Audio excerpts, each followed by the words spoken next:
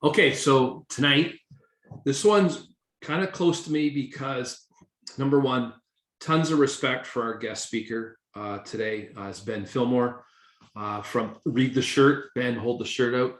Two men in a truck. But I remember it wasn't that long ago that Ben and I worked together at Niagara College, and Ben is in obviously the domestic moving business, and my background originally was international moving. So we just had a really cool dialogue around just kind of the world of moving. And as you know, especially if you're following real estate right now, especially in the Niagara region where Ben's located, there's a lot of activity going on. So all through the pandemic, here's somebody who has continued to market themselves. They grow, they brand, they work on their quality of service.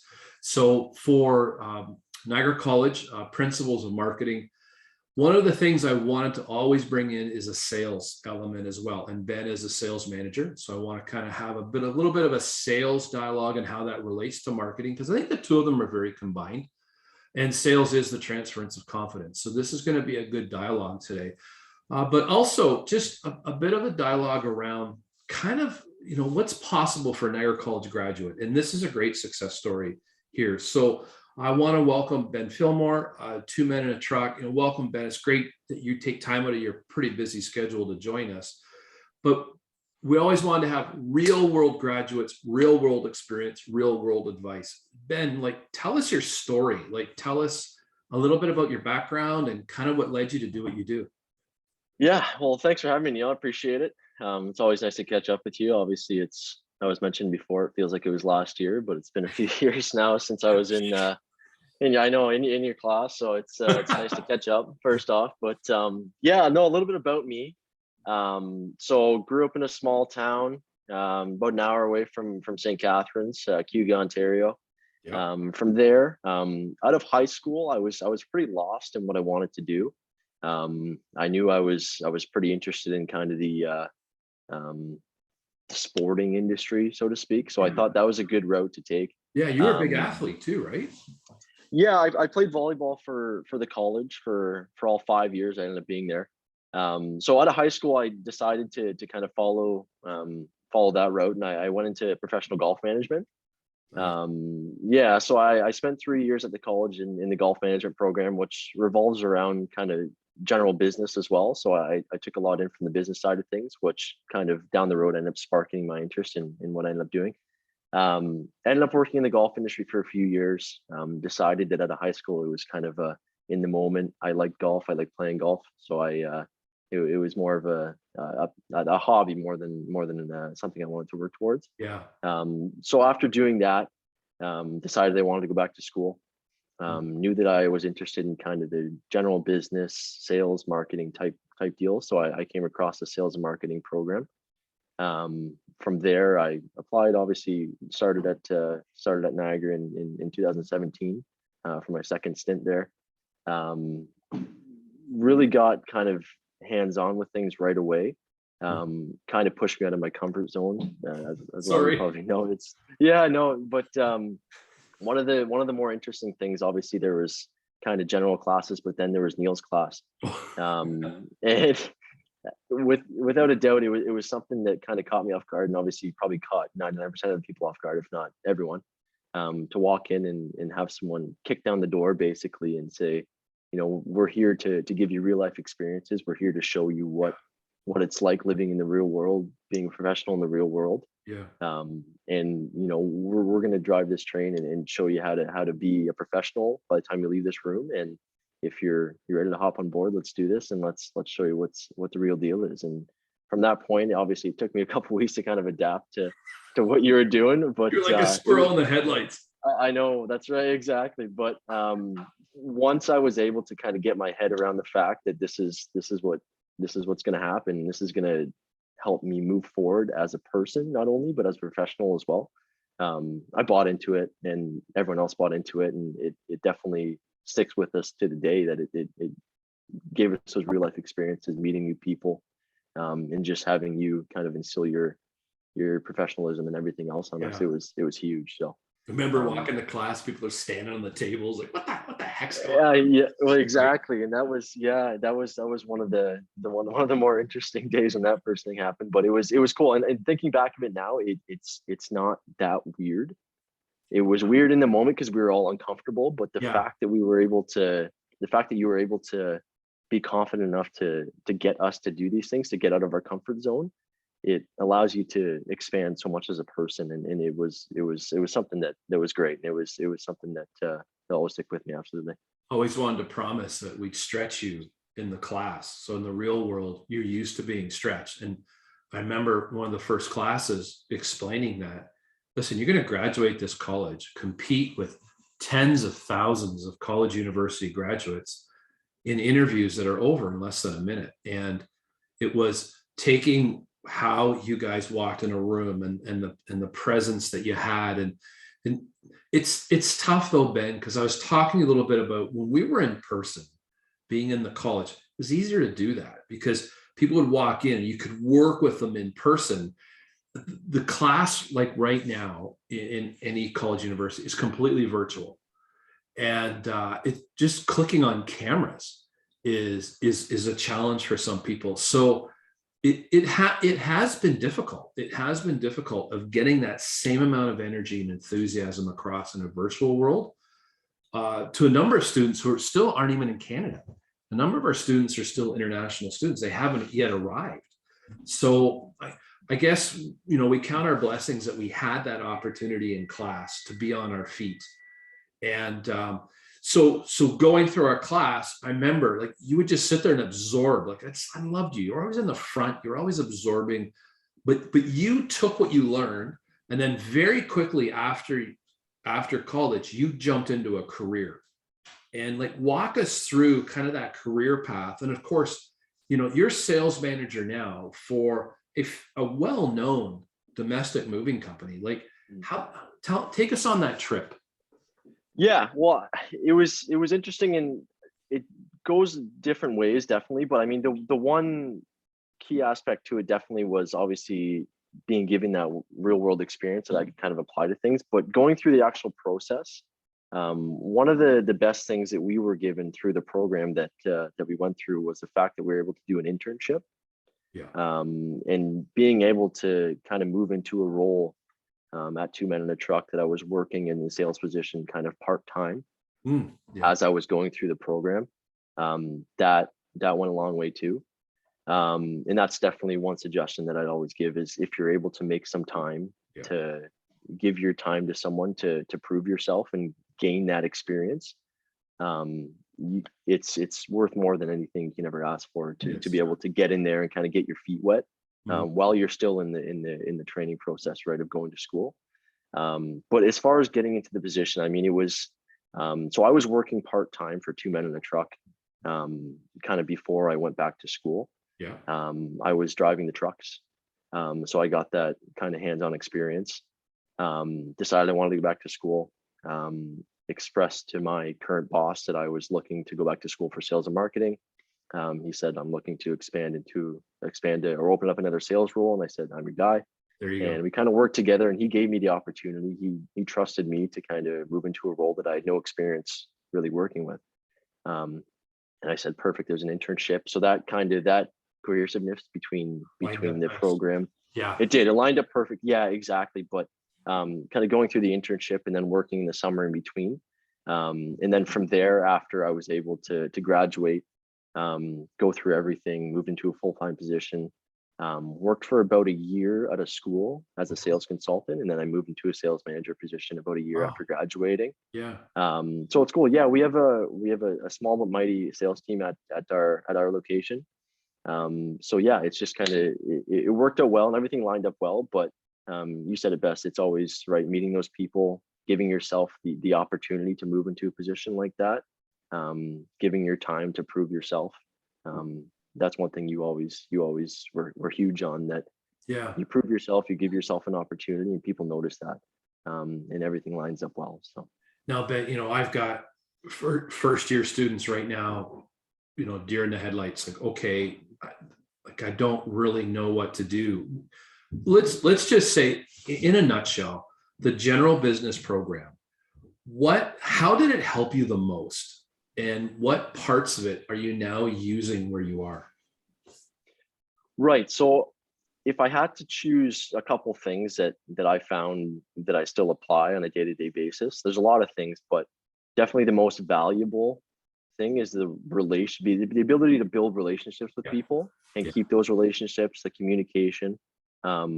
Obviously, in my position, it's important to build relationships, keep relationships strong, and kind of be transparent with everyone, and being able to lead a team and everything like that. So I would say that the one thing that is important is just buying into the process.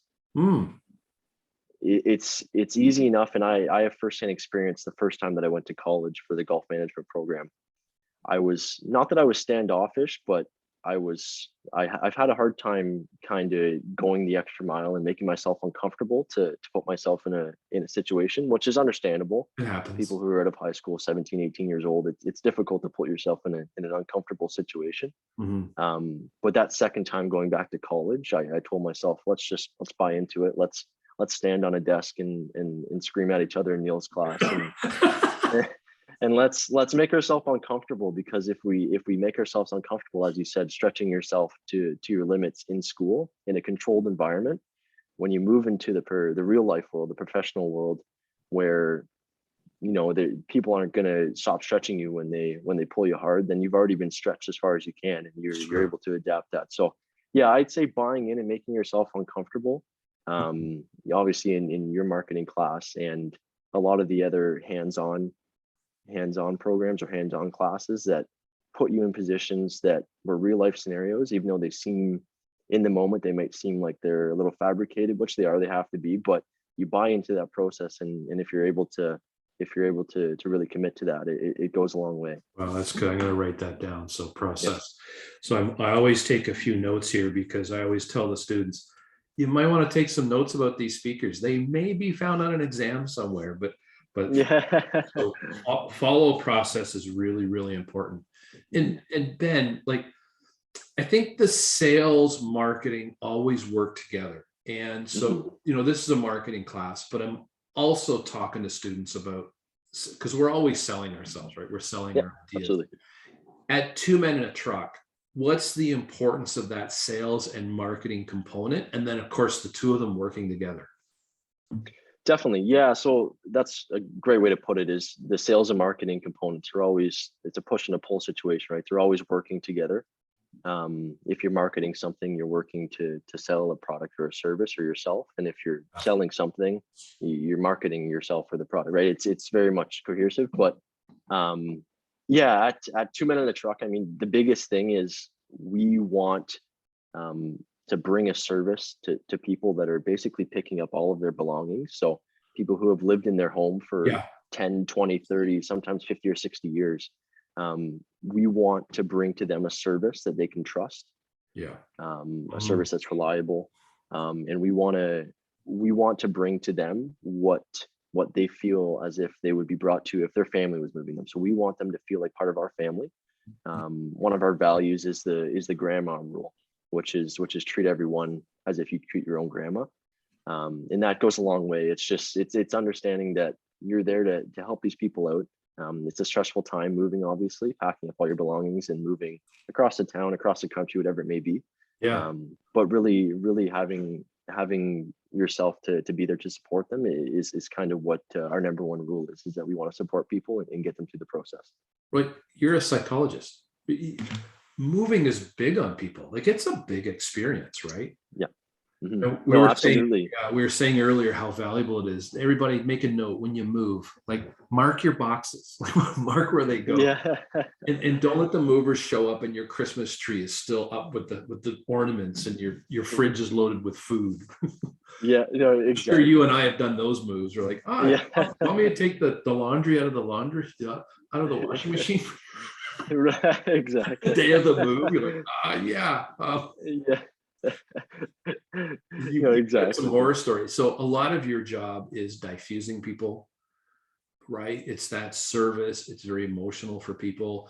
Let's be honest, there's strangers in a house, right? Right, exactly. Yeah, and that's definitely, it just falls right into line with the bringing a service that our clients can trust, right? Obviously, like you said, the stress that comes along with moving, relocating, packing all your belongings up, it's more than you can ever think of. So having someone there that they can trust, and having people in their home that they don't think are strangers and can take care of them is definitely the number one kind of rule of thumb that we go by as a team. Yeah. Yeah. We get all of our frontline staff to buy into it. It's just, make everyone feel comfortable. Your job's easier. Our clients get there safe, and everyone's happy at the end of the day. So that's definitely the biggest thing. What's your advice for management and leadership, Ben? Because it's something that you've earned the right to do. What's your advice in that regard? Yeah, I mean, if I had to go on one thing, I would say that there's no right and wrong. It's definitely not black and white. There's so many different aspects to dealing with people, helping people out. And one of the biggest things is being able to understand what makes people successful, and what makes people maybe not as successful.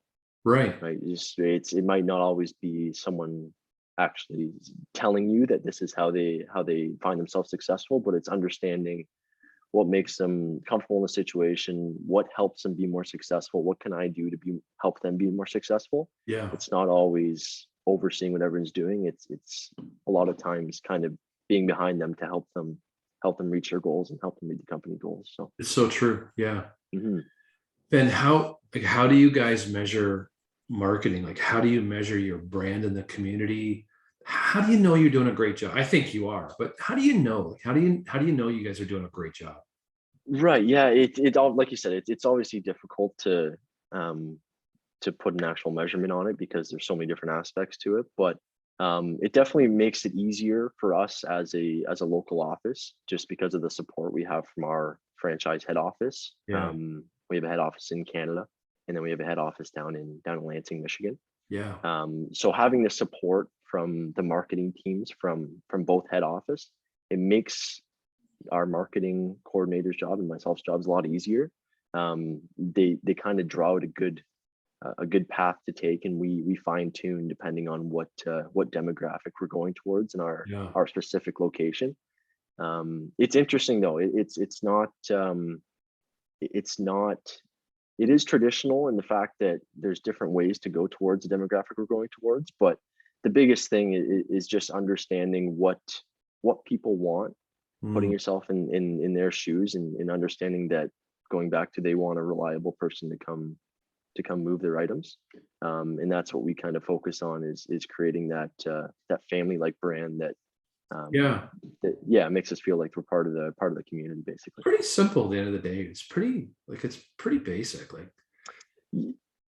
I get asked to do customer service training. I know how to do it. Be nice. Right. Exactly. I know. I got some customer service colleagues. They're going to be all over it. Oh my God. Yeah. So, like, there's so much more to it, but at the end of the day, Mhm. be nice to people. Right. Exactly. Yeah. Like, yeah, there's so many different moving parts, but yeah, when you break it down and you look at it from afar, it's treat people how you want to be treated, and give them the service that you think you would want in their shoes, and Yeah. you be transparent with people, and then things go a long way. Absolutely. Ben, I've always admired your demeanor, your humility. Like, I always loved you in class because you were a leader in the class, but you weren't the loudest person. You were always about helping other people. Every time I saw you, you're like, okay, you're helping to organize, making people, everybody in your team, you were always about helping other people. So I've got 80 students right now watching this, and we're going to throw this out on LinkedIn. Hopefully some more people will watch this. But if you look back at Ben in like second year general business, looking back at the students who are right now on the other side of the screen, not even in the room, what advice, like real advice, would you give them based on your path? Ooh, that's a good question. I think the best piece of advice that I would give to someone who was in my shoes back first year, walking into the program, or even going into second year, walking into a new class, walking into your class, is commit to yourself that you're going to be open. Commit to yourself that you're there to not only progress professionally and educate yourself, but you're there to grow as a person. Surround yourself with people that want to do the same as you want to do. So they Wow. have, right. It's Yeah. it's very easy to go in there, show up 5 minutes before class, take down notes, leave, show up the next day, right? But if you want to progress as a person and you want to grow yourself as a personal brand, um, opening yourself up to uncomfortable situations, and taking advantage of the resources that you offer, the college offers, Yeah. the guest speakers that come in offer, right? If someone's there in the room and they have knowledge of something that you might not have knowledge of, open up your ears, take down notes, take advantage of the resources that you're being given, because sometimes those resources might seem completely irrelevant. They might seem minuscule in the moment, but you look down the road, you build all those minuscule points up, those minuscule pieces of education that you've been given. It goes a long way, and it's you're lucky enough to be in a position you're able to go to school and do everything, take advantage of it, and It's just brilliant. It's brilliant yeah. advice. I wish some students heard that earlier Mhm, than waiting till the end. Ben, mhm. how do people get a hold of you? You're on LinkedIn. I'm on LinkedIn. Yeah, absolutely. Yeah, add me on LinkedIn. Ben Filmore. Yeah, reach out to me, get a hold of me if you have any questions about the real world or going through the program. Any suggestions about what to do while you're in college, how to get through certain things in college. I kind of went through all different things during college, and struggled and was successful, and went back and forth. So I kind of know the challenges of going through post-secondary, and obviously the challenges of being everything virtual. Obviously it's difficult, but Especially today, yeah. yeah, anyone who needs to reach out to have any suggestions on what to do in college and how to get how to make the most of it, I'll do my best to help you out. Absolutely. Awesome, Ben. Hang tight. Thanks for your time, brother. Thanks.